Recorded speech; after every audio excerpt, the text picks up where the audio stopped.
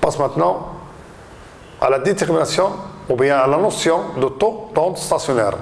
En tête le cas lorsque nous avons une réflexion totale pour une onde plane progressive monochromatique. Bon, nous avons une onde incidente, U indice I de X de T est égal à I, U de 0I, cosinus oméga T moins KX, qui est égal à U indice 0I, exponentielle I oméga T moins KX.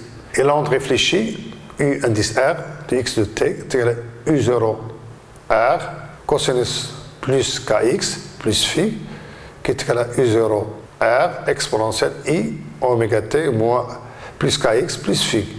Donc l'onde totale, l'onde résultante, U de RT est égal à U incident plus U réfléchi. En X est égal à 0, il y a un nœud, donc U de 0T est égal à 0. Donc on remplace et on obtient, voilà, donc on obtient à la fin que E0I est égal à U0R.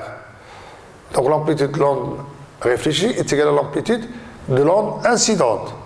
Pour le cas de la corde vibrante, où il y a réflexion totale, donc U est égal à U0 cosinus moins Kx plus U0 incident cosinus oméga T plus Kx plus pi. Donc on fait la somme et on obtient que la résultante E de X de T est égale à 2E0I sinus Kx sinus oméga T. Donc pour un minimum, le minimum U indice min est égal à E0I moins E0 réfléchi. Pour que les deux amplitudes sont égaux, donc U minime est égal à 0. Et U max est égal à 2 fois E0I. Donc on définit le taux des ondes stationnaires, TOS, est égal à U max sur U min. Dans le cas de la corde vibrante, parce que U min est égal à 0, le TOS s'attend vers l'infini. Maintenant, on se propose d'étudier le cas où les deux ondes incidentes et réfléchies n'ont pas la même amplitude. Donc, on définit le coefficient de réflexion avec R est égal à E0 R divisé par E0I. Donc, le coefficient de réflexion, c'est l'amplitude de l'onde réfléchie sur l'amplitude de l'onde incidente. Donc, on représente, donc, dans ce cas, E min, il est différent de 0, donc toujours E incident, E0I est supérieur à E0R. Dans ce cas, le coefficient de réflexion il est compris entre 0 et 1. Donc le TOS est égal à U max sur U min, donc U max est égal à E0I plus E0R divisé par U min est égal à E0I moins E0R. En factorisant et en simplifiant, on obtient le TOS en fonction du coefficient de réflexion. On obtient le TOS est égal à 1 plus R sur 1 moins R. Donc, le domaine de définition de TOS, il appartient à 1 et plus l'infini.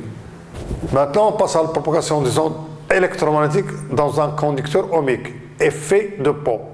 La loi d'Ohm locale s'écrit alors que J, le vecteur densité de courant, est égal à gamma E. E, c'est le champ électrique, où gamma est appelé conductivité du milieu.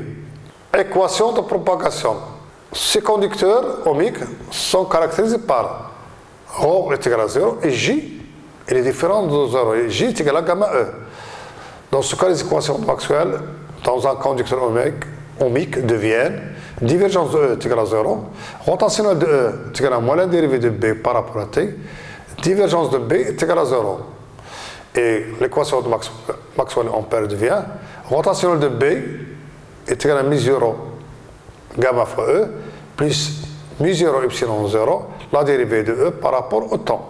Donc pour un conducteur ohmique, nous avons J est égal à gamma E. Donc on compare les modules de gamma E et le vecteur densité de courant est égal à epsilon 0, la dérivée de E par rapport à T. Donc en régime harmonique, donc la dérivée de E par rapport au temps, ça donne oméga fois E.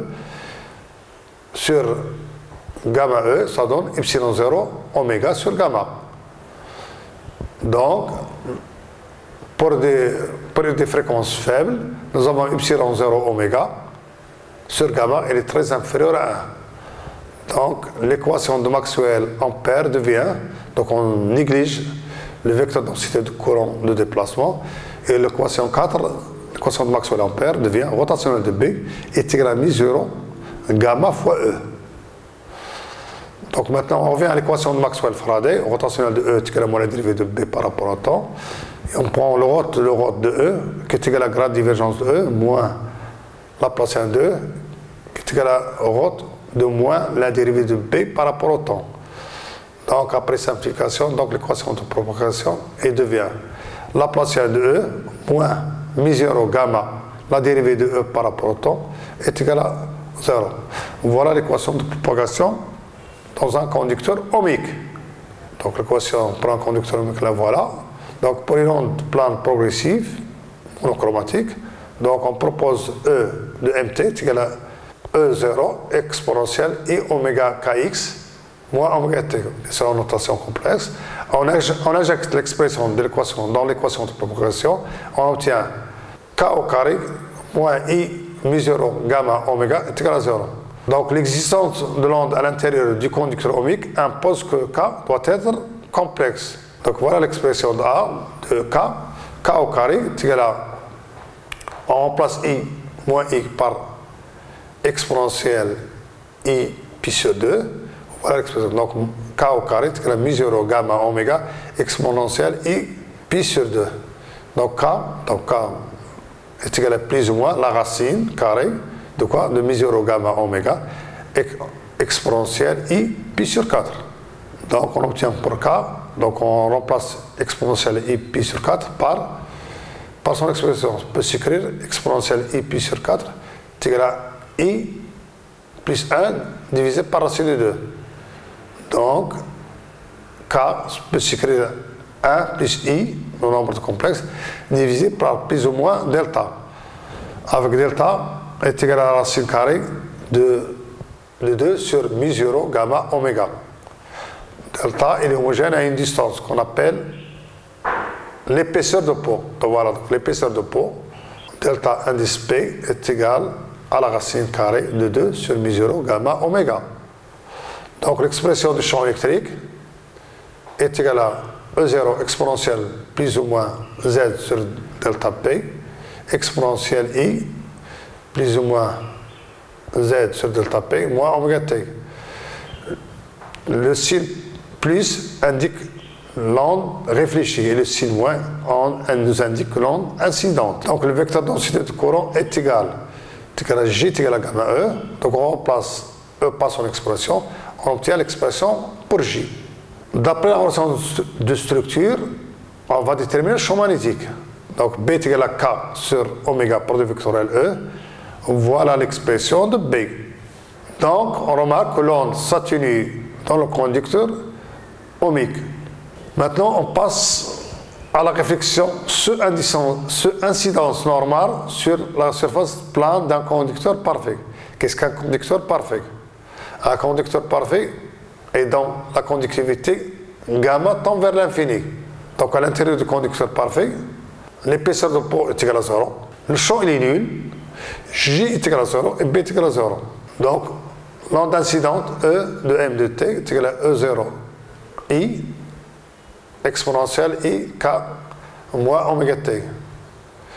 Donc, le vecteur d'onde incident K indice I est égal à oméga sur C UX. Et B incident, on l'obtient à partir de la relation de structure. Donc, B incident est égal à K0I sur oméga, produit vectoriel E0I. Donc, condition de passage. Donc, E2 entre le milieu 1 et le milieu 2, E2 moins E1, est égal à sigma sur epsilon 0, N1, 2. Bien sûr, le milieu 2, c'est le conducteur parfait. Donc, E est égal à 0. Donc, la discontinuité pour B, B2 moins B1, est égal à mi-0 JS, produit vectoriel N1, 2, avec B2 dans le conducteur parfait, est égal à 0. Donc, les relations de passage se simplifient. Pourquoi? Parce que E2 et B2 sont nuls. Donc, E1 est égal à moins sigma sur epsilon 0 N1, 2. Et B1 est égal à moins mi-0 JS, produit vectoriel N1, 2. Devient cette onde réfléchie. Il y a existence d'une onde réfléchie, car l'onde incidente elle met les électrons de la surface du conducteur en mouvement oscillatoire. Ceci rayonne une onde électromagnétique. Donc l'onde totale E1 est égal à E incident plus E réfléchi, est égal à moins sigma sur epsilon 0 N12, avec N12 est égal à moins Ix. Et B1 total est égal à B incident plus B réfléchi, qui est égal à moins μ0 JS, produit vectoriel N12. Maintenant, on passe à la propagation des ondes électromagnétiques dans un guide d'onde. Pour les guides d'onde, en général, on utilise un tube métallique de section rectangulaire. L'onde se propage dans un milieu intérieur qui est l'air. Bien sûr, l'équation de propagation peut s'écrire dans un conducteur qui est dans un milieu qui est l'air à l'intérieur d'un guide, que la Laplacien de E est égal à 1 sur C carré, la dérivée 2 fois du E par rapport à T au carré. Pour les conditions limites, on a E, il est nul sur les parois. Pourquoi? Il s'agit d'un conducteur parfait. Donc E, il est nul. On va essayer de chercher une solution particulière, hypothèse. Donc, solution particulière, hypothèse, on suppose que E, il est transversal polarisé, souvent EZ. Donc il est porté par EZ. Donc les autres composantes EX et Y est égal à 0.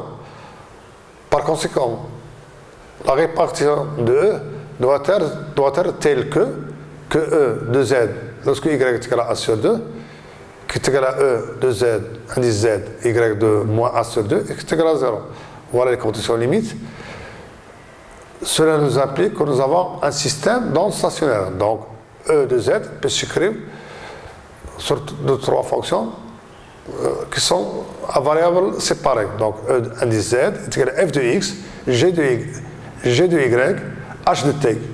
Et avec G de Y sur plus moins A sur 2 est égal à 0.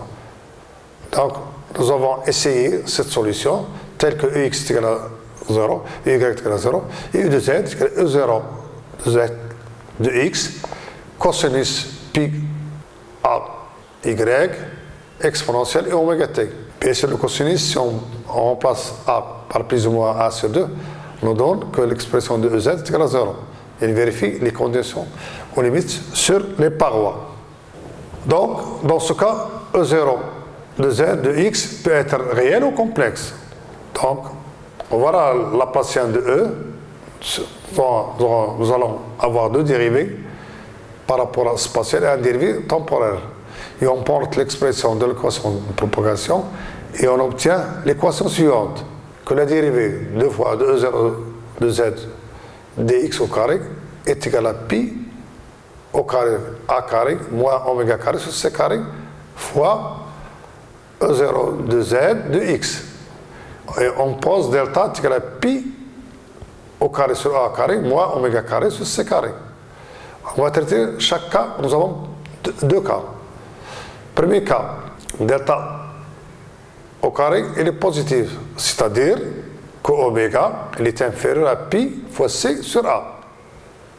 Donc la solution de E0 de X est égale à A exponentielle moins delta X plus B exponentielle plus delta X. Or, E de Z se propage dans les X positifs, donc grand B est égal à 0. Donc on prend que l'expression de exponentielle moins delta. On aura E de Z est égal à A exponentielle moins delta X cosinus pi sur A Y multiplié par exponentielle I oméga T. On remarque que cette onde s'atténue exponentiellement car il n'y a pas de propagation dans la direction X. Donc cette onde s'atténue rapidement. On traite le deuxième cas lorsque delta au carré il est négatif, c'est-à-dire que oméga est supérieur à pi fois C sur A. Donc delta il est au carré négatif, on va poser delta au carré est égal à I K entre parenthèses au carré. C'est-à-dire que delta est égal à I fois K. Alors la solution est la suivante, que E0 de Z est égal à A exponentielle I Kx plus grand B exponentielle plus I Kx. Automatiquement B est égal à 0 parce que nous avons une propagation vers les X positifs. Nous n'avons pas une onde réfléchie. Donc l'expression de E indice Z de X, Y, T est égal à A exponentielle I oméga en facteur de T moins K sur oméga fois X multiplié par cosinus de pi sur A fois Y. Donc l'onde que nous avons envisagée se propage sans atténuation avec la vitesse de phase qui est égale à oméga sur K.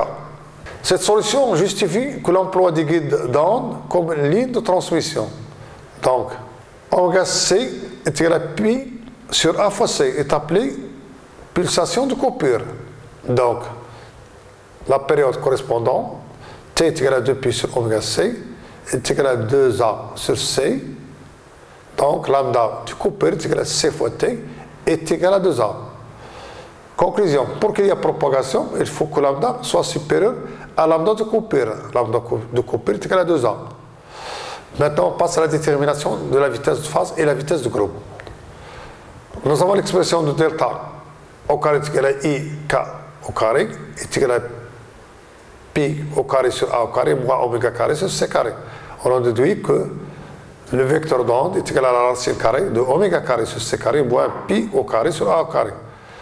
Donc la vitesse de phase est égale à oméga sur K. Donc on remarque que le vecteur que K il est fonction de oméga. Donc il y a dispersion dans ce cas. Donc la vitesse du groupe est égale à d de oméga sur dk. Donc cela implique 1 sur la vitesse du groupe est égale à dk sur d oméga.